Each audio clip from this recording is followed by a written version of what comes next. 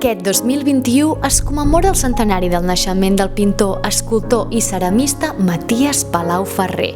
100 actes territorials, 20 exposicions i diversos llibres recordaran arreu del país la figura d'un dels artistes més singulars de l'art català del segle XX.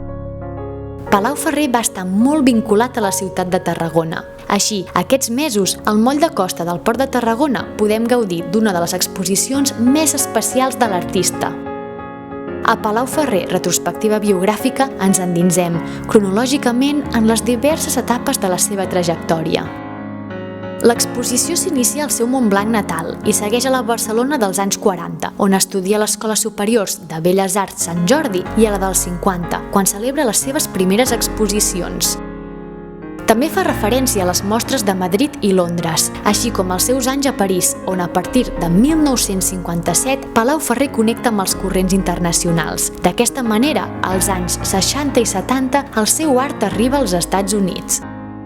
El 1989, després d'una temporada de silenci artístic, Palau Ferrer torna a exposar i ho fa a Tarragona per projectar novament els seus quadres plens de colors, els paisatges primaverals, les sardanes, els arlequins, les figures femenines d'ulls ametllats i les col·laboracions amb diverses ONGs.